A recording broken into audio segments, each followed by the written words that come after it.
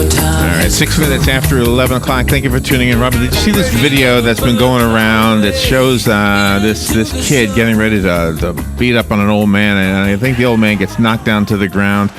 And the old man gets up and he runs and he chases the kid and he knocks him in the head and he's down on the ground himself. He's a former Marine, I guess. No, once a Marine, always a Marine, right? But the elderly man, which by the way, not much older than you and I are right now, Robin. But he was one upped. No, the kid was one upped by the older guy. We have in the studio Detective Barbara Thomas, and she is the regional director of Seniors versus Crime. It's a project we're going to learn about right now, I believe, and she's going to correct me if I've got anything wrong here. It's a program of the Ocala Police Department, perhaps some other law enforcement agencies as well. So let's find out about this. And I think we learned about it from our friends right here at we don't call them precincts around here, right? What do we call them? Just units? The little office here in the mall. I guess maybe we call it a unit. We should call it a precinct. I like that there word, you precinct. Go. Right? We'll call it a precinct. It goes back to my New York days. From Polly Tyler, yeah. Barbara Thomas, Detective Barbara Thomas. Good morning, Barbara. Good morning. Is it okay that I call you Barbara? Sure, absolutely. Well, thank you for coming in. Well, thanks for having me. If you told me a detective was coming, I would have had no idea she was going to be so pretty, Robin. Just the word detective. I picture Columbo. I don't know. Well, I did wear a long coat. Oh, did you really? I had it off when you saw me, but I did wear a long coat. When you came in here. And Pat Perkins is here, too. Good morning, Pat. Oh, you didn't want to be mentioned? Good morning. Well, thank you for coming in. I appreciate that. So let's find out what this is about. Obviously, everybody can't defend themselves like the man I referred to in my opening. No, they can't, unfortunately. But the good news is Seniors versus Crime is a special project of the Florida Attorney General's office. Oh, really? Yes. And we receive all of our funding through the Attorney General's Economic Crimes Unit. So when that unit catches businesses doing things they're not supposed to do and they pay a fine, then we get part of that money, and that's what funds our program. Oh, okay. And our seniors, there was a guy who called. We have an attorney who comes on Wednesday. So the attorney was here yesterday, John Fuller, and he had a call from a guy who said he keeps getting these checks. Now, it wasn't email checks, it was physical checks. Right. And he's being encouraged to deposit them. Oh, yeah. And so right away, unfortunately, this guy was smart enough to at least ask, what do you think about this? And the attorney said, don't trust it. So no. And we see these checks all the time, and they are almost always a scam. The idea is you deposit the check in your account, and the banks don't often automatically know that they're no good. And so they deposit it in your account, and then the deal is you deposit this check for, $1,500 and send us $500 of it. So then 2 or 3 days later, after you've sent off your $500, you find out that the check is no good. And guess what? And somebody has $500. That money comes out of your checking account your bank account. The fact that you sent it somewhere, doesn't that give a lead to who's taking it? Or are these people overseas or wherever? Well, usually it's done through a Western Union. And so it's very difficult to track it. And, you have differences in states. It might be in a whole nother state. A lot of times it could be a whole nother country. And the sad thing is, when something is done in another country, we have no jurisdiction there. I mean, I don't care if it's the FBI or who it is. Right. I mean, I think one of the news organizations, maybe 2020, did this whole thing on the scammers that are in different countries, and they actually tracked this guy down. And they had absolute evidence that this was the guy who was doing it, and there was absolutely nothing anybody could do. And did he say, yeah, you're right, you got me, but nothing you can do? He never really said yes, but, from the 25 flat screen TVs sitting around in his house and the fact that UPS went there, 15 times a week and things like that, it was very obvious. Why are people so trusting? I mean, you'd think that you gain experience with age and, you would like to maybe, have this red flag come up instead of being so trusting. Right. Well, I think there's several reasons. I think as people age, we get less sometimes less sharp mentally. I Not know I am. everybody, but a lot of people do have issues with mild dementia or things like that, memory loss. And a lot of older people live alone, so maybe they are a little bit lonely and don't have people to talk to. So when somebody calls, Right, it's kind of an opportunity to talk. And believe me, the scammers, that's who they look for, can pick and that's up on who it. they target, and they pick right up on that. It's like they have radar for that kind of thing. So, Right.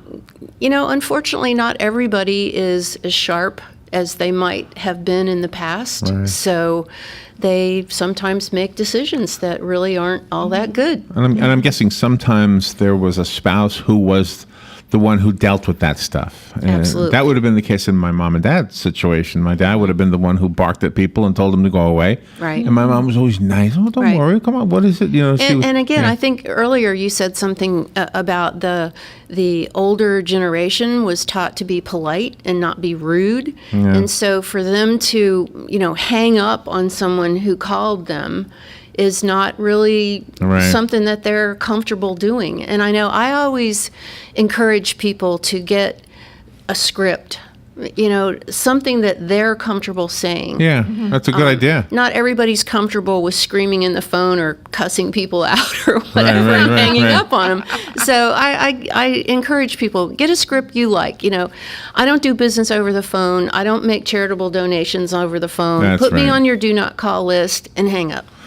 So they're not being rude, but it gets the message across. So you are the regional director of Seniors versus Crime. Now, how does this actually work? Do the seniors show up at a classroom, or are you doing this online? We have we have offices all over the state of Florida. Of course, we have one here in the Paddock Mall. We have another one in Marion County at the Marion Sheriff's Office in the Villages. And like I said, we have them all statewide.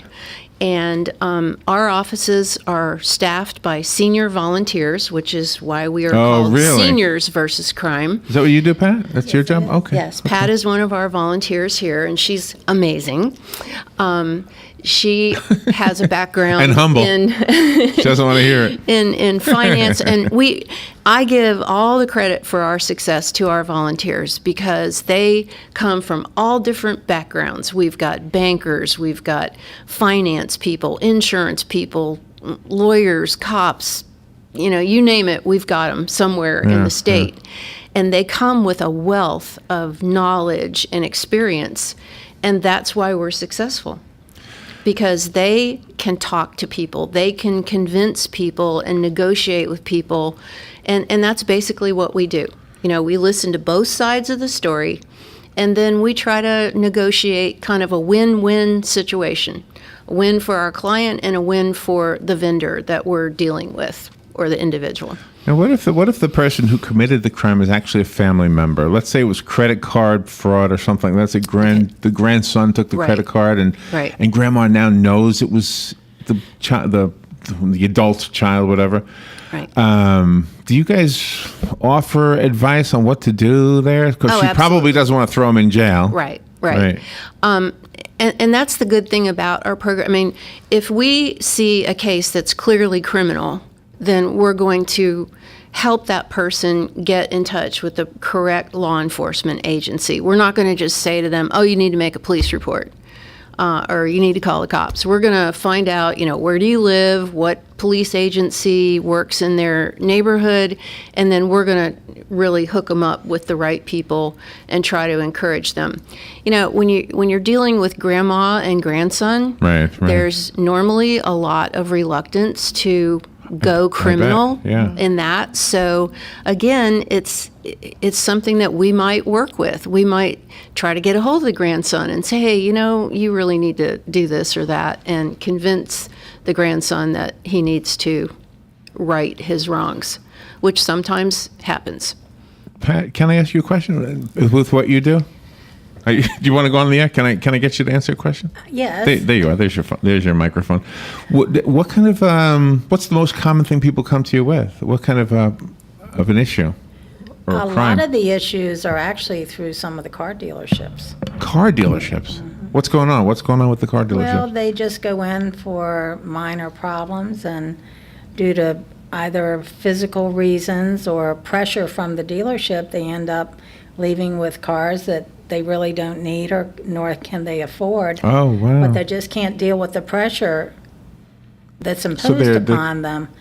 So a lot of times we can help them get out of that situation. And But that wouldn't be considered a crime, right? If a salesman is over aggressive and talks you into buying something you shouldn't buy. It's not, I was in sales for years. It's not a crime. I don't believe in it myself Right, personally. right. But it's not a crime. Right.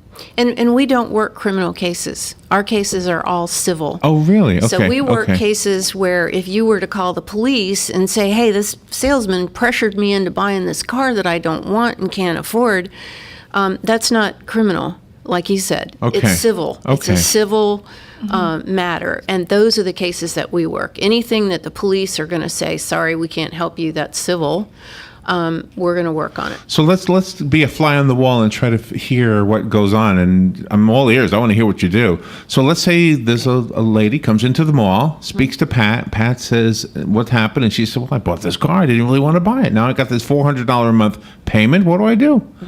What do you do? What do you tell her? Or do you go speak to the dealer and have him take the car back, or what? All of the above. All of the above. All of the above. Okay. We're going to look at the contract. We're going to look at things that we might be able to get eliminated, because most of the time there are a lot of add-ons. You know, if your car breaks down on the side of the road, we'll come fix it. This warranty and that warranty and this little thing that you Oh, can, wow. and usually those things alone add up to $5,000 or $6,000. That's added on Wow. to the price of the car. And many times the people don't know. And they don't want to get rid of it. I mean, That- the dealer doesn't want to turn that around. They want to keep that $5,000. Well, we've been pretty successful convincing Really? them that they need to take it off. And that sometimes they, depending on what it is, the people either get cash money back or they take that amount off of what is owed on total, the car. yeah. We have been able to get people completely out of a lease. We have also been able to get a lady who, this elderly lady, her niece wanted her to co-sign for her to get a car. Wow. And she told her no, that she wouldn't do it. And she said, I have bad credit anyway, so I knew it wouldn't be approved. So the niece takes her to, this is the truth, a McDonald's parking lot at night. The salesman gets in the back of the car and tells her, here, I want you to sign this piece of paper. It's just for us to get a credit report. So she signs it thinking, well, my credit's no good, so it won't go anywhere. Oh, my Well, goodness. she signed an agreement to buy the car. The guy got in the back seat of the McDonald's. Yeah.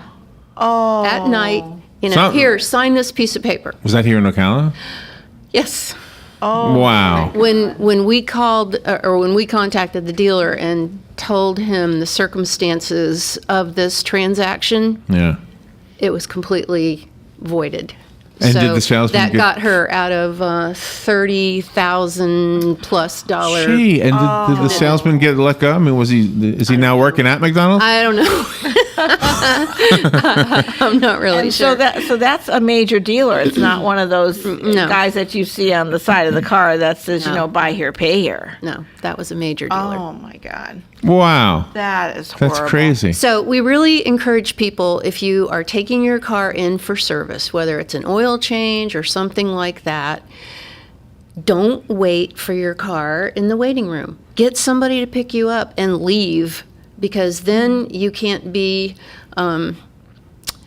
Enticed. attacked by the salespeople or enticed to Oh, do something wow. that you shouldn't See, do. I always like waiting in the waiting room. I know everybody likes the free coffee and donuts, and hey, I'm an ex-cop.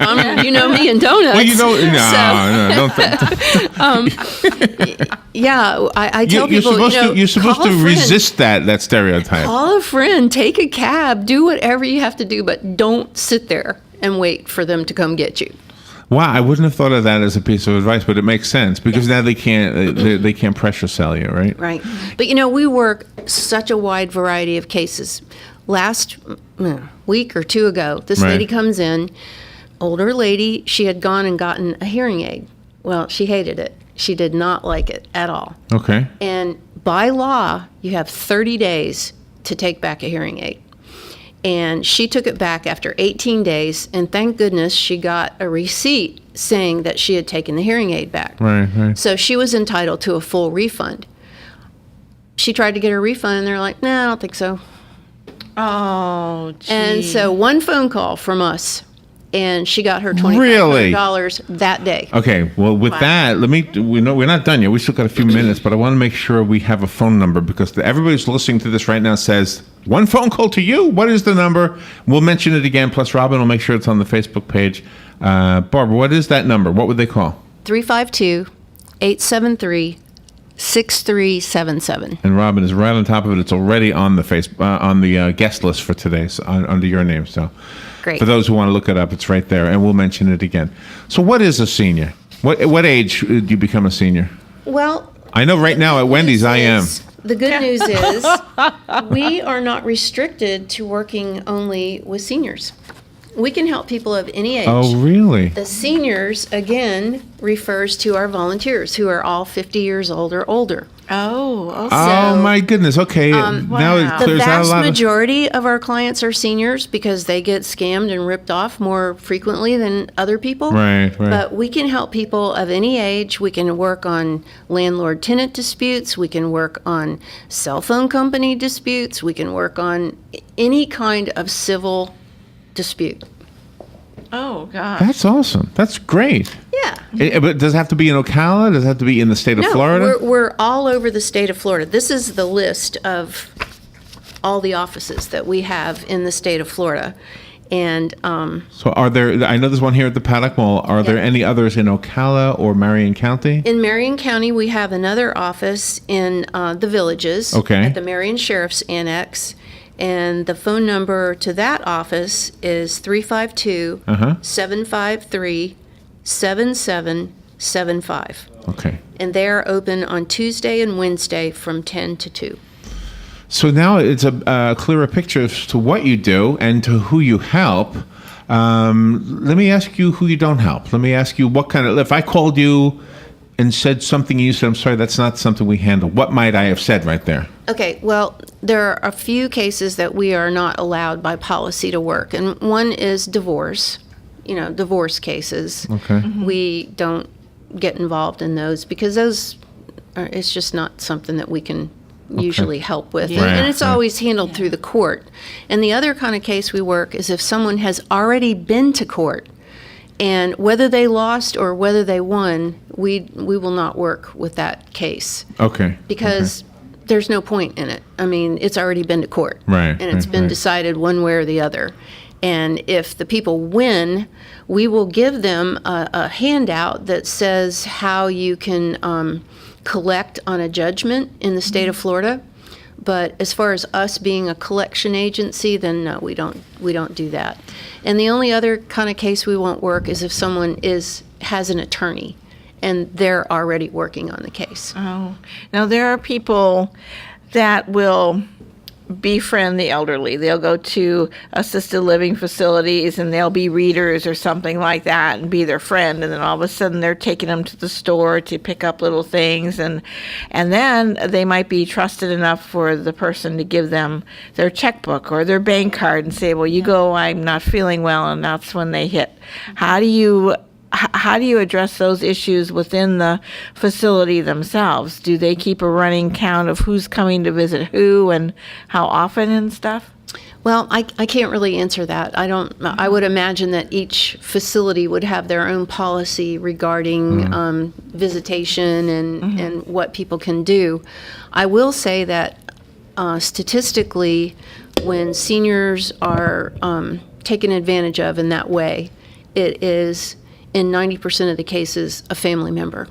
Oh, okay. So the stranger kind of thing coming in and doing this, it does happen, especially with home health people. Yes. Not to give them, because they do great work, but Right, you know, right. it might be someone who works independently doing that kind of work, Right. not necessarily through an agency, and they become attached to the person and they care for them because that person takes care of them, and they may not have anybody else to care for them. So they begin to trust them and give them access to their checking account and money and stuff like that. So we see a lot of that. We really do. And sometimes it's criminal, and we can refer it to law enforcement and let them go with it. But a lot of times, again, when you deal with family members on family members, Right. they're not willing to Oh, gee. go with law Well, enforcement. hopefully we've given a great illustration of what you do at Seniors versus Crime. It's a project of the Ocala Police Department, The Attorney General's the Attorney office. General's office. Now, let me just say this. The Ocala Police Department, as almost all of our offices, are co-located with law enforcement. They provide us an office, a Okay, computer, and okay. a phone line, and we provide them an option to saying on a civil case, oh, sorry, we can't help you. Okay. So they can say, well, I can't help you, but Seniors versus Crime can help you. But as far as if somebody came here to the mall, it would say Ocala Police Department on the door, right? Here at the Yes. mall? Okay, Yes, so it that's where does. you are. You're in that. That's right. Right. That's We're what I in thought. the Ocala Police Okay. Community Resource Center, Okay. which is Do you guys want to take a phone call, Mine you pennies, ladies? I think. it's between Penny's and Macy's. I threw you a Yeah. curve right there. I didn't mean to do that. All right, somebody's been waiting patiently, and I apologize for making you wait so long. I wanted to make sure we understood, though, what they do over at Seniors versus Crime, and we have a handle on it now. So let's go to the phone and see if you have any questions that we didn't cover. Again, Detective Barbara Thomas is helping us out with this, as is Pat Perkins, who's one of the volunteers over there. Good morning. Thank you for calling in. You're on the air. Good morning, ladies. I appreciate what you're doing, and I appreciate the fact that WOCA has you on their radio station about this matter. Well, one thing is that it's a big report about watching your credit card statements for charges for like a charge of $9.98 or something like that. Yeah. People will glance over that. But when you think about it, all a person has to do is, get a hold of 100 people, and he's got himself $1,000 more or less by hitting 100 credit cards a month. He makes $1,000 a month, and it's basically a crime that's so small that nobody really goes after, and it's up to the individual. But if you find that and you report it, is anything going to happen because of the fact that it's a small amount? And I'll hang up and listen. Thank you. The credit card companies actually are very good about working with us, and if we can determine that whatever was charged to the credit card is a scam and not legitimate, Right. then they're very good at taking those charges off of the credit cards. Yeah. And in fact, I really encourage people to use credit cards when they're making purchases. I know in the Villages we had a huge case involving many people who paid for this travel agency that came through there. And, Oh, really? And some people paid upwards of $4,000, $5,000, $6,000 Oh, my goodness. to become a part of this. They were told they would be travel agents, and they would get a free cruise, and they would get all these different perks. Wow. Which it was a total scam. Wow. Oh, wow. And all of the people that paid with credit cards, we were able to convince the credit card companies that this was indeed a scam, and the people who paid with a credit card all got their money back. Really? Every one of them. Wow. The people who paid with a check or cash, gone. Wow. Never got it back. I had a scam happen to me, and I caught it before anything bad happened. Somebody with an Italy, in other words, email. It was .it or something like that, and then they told me that it was from Italy. Took somebody by PayPal, because I use PayPal. They used PayPal, went to my bank, and had like four different transactions that I didn't do, all in euros. And I called the bank. I said, I didn't buy anything like this. This is crazy. And they were able to stop 3 of them, and one of them went through, but then they refunded it to me.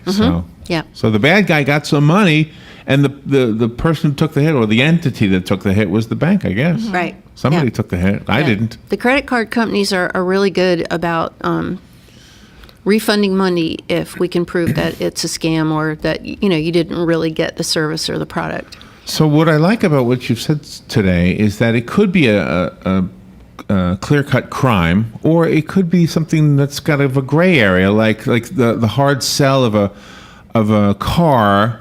You know, another one, and I'm not picking on any industry, but the organ people. I mean, the musical organs.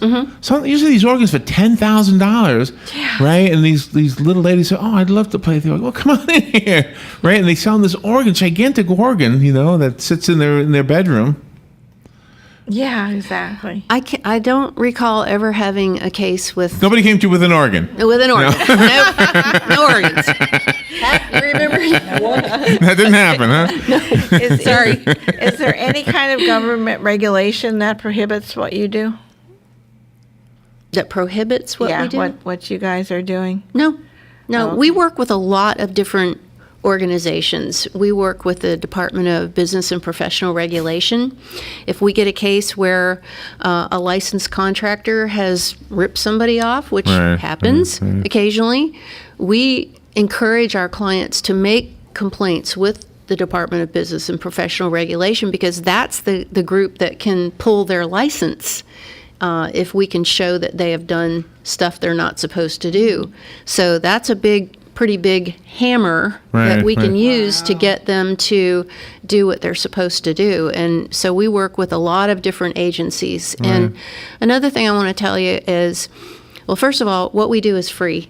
There is no charge for what we do. Oh, I forgot to ask that, but that's a good thing to know. Never any charge for what we do. Occasionally, we do have clients who make a donation to us. We are a private nonprofit, 501c3, which is nice. So what do you need? Can we help you? We- We could probably do a campaign of something. You're doing exactly what we need, because our biggest problem is that people don't know about us.